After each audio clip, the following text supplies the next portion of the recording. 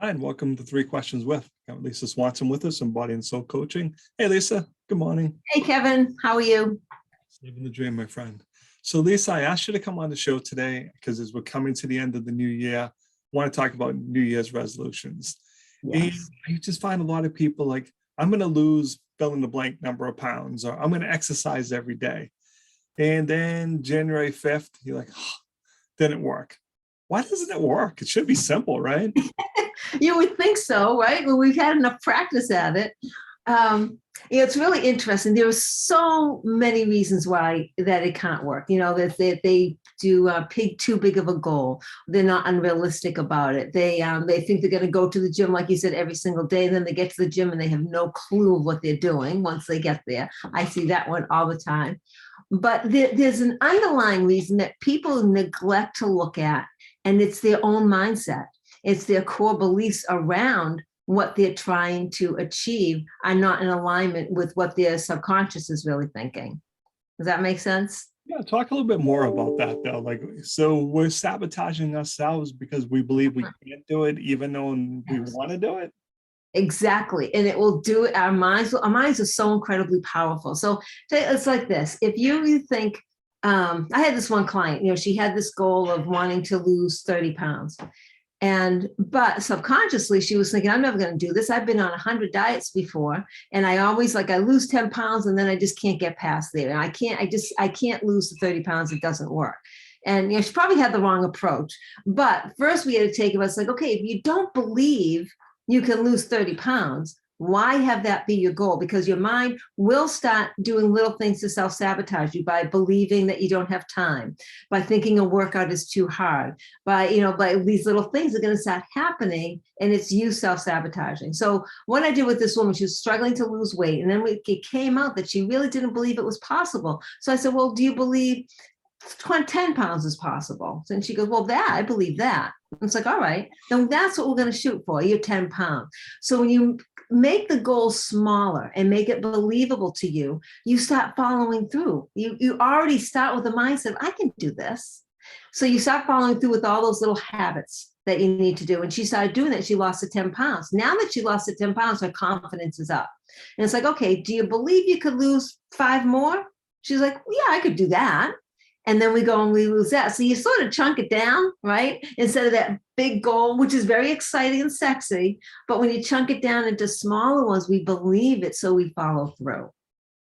It is really amazing, just the mind tricks, because, like I said, you could end up with the 30 pounds at the end, but because you didn't say, hey, I want to lose 30 pounds, and you do the math out, it's 2.5 pounds a month. Like, I didn't lose anything in January. I only lost 1 pound. Then you get discouraged, then you kind of shrug your shoulders and go have ice cream. So Exactly. it makes sense to kind of chunk it down, right? Yeah, definitely. And I think also when you chunk it down like that, again, you make it believable and it feels more possible, so that you then follow through, and then you start acting a little bit more realistic. I think like the other thing that really holds people back is the unrealistic belief in the beginning that I'm going to do this every day. Like you started out saying, I want to go to the gym every day. And it's like all or nothing. It's like, well, it can't be that way, because if you continually look at all or nothing, you're going to continually be on that roller coaster ride of losing and gaining those same 10 pounds over and over again. Because as soon as a resistance comes up, whether it is your own mindset or something true, like, hey, life got busy, I went on vacation, I got sick, I broke my leg, whatever comes up, then it becomes, okay, I can't do anything. You have to just say, no, I can scale back. Maybe I broke my leg and I can't exercise, but I can certainly follow through with my nutrition. Or life is really busy and I can't work out 5 times a week, but I can work out 2. So now, instead of being all and nothing and turning it on and off, you just have a dial, right? I'm going to dial up, I'm going to dial down. And that's what makes it sustainable. And when it's sustainable, you're creating that lifestyle. And now, instead of just losing some weight and gaining it back, you lose it and you keep it off. That makes perfect sense. But I see this a lot with people just saying, but I failed so many times, Lisa. Lisa, I tried everything. I Googled every weight loss thing in the world, and I tried them all. And, I had that immediate success and then right back to where I was. So Right. how do you get people past that? Just, I don't even want to try, Lisa, because I don't want to fail again. I don't like being a failure. How do you get them? Yeah. That's a big one, the failure. Well, first, I like to remind people that they did not fail. The diet industry has failed them. Diets are meant to be followed short term. They're not meant to be followed long term. And when they start taking a lifestyle approach, again, this isn't sexy. Nobody wants to hear this. They want to hear about that magic bullet that's coming out that's going to get them there, right? It's like, oh, yeah, give me that pill. That's going to be great. What's the shake that I can drink that's going to get me there? It's not sexy. It's consistency. And to turn that belief around, I always give my clients an exercise like this. It's like, okay, I want you to write down, what is that limiting belief you have? I always fail at diets. I never can lose weight. And then start gathering some evidence to counteract that. That's step 2. It's like, all right, so is this reality? No. Can you lose weight? Yes, your body's not going to defy science. Other people do, and they're successful. You start gathering some information like that. And then after the third step is to look at that evidence and then create another belief, a baby step belief, if you will, not that big grandiose one that's like, I'm going to lose 50 pounds.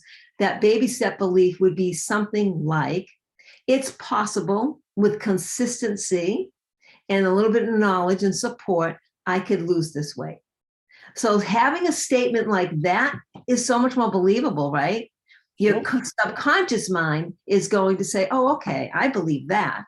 And then you start creating successes. And as you start creating successes, the confidence starts building. That's what you have to make a shift in that core belief that you have, as our mind's going to keep going there. And you have to practice it because you got to change it. You've been believing this for a long time. So you got to practice. So Lisa, what's the best way for people to reach out to you? How can they learn more?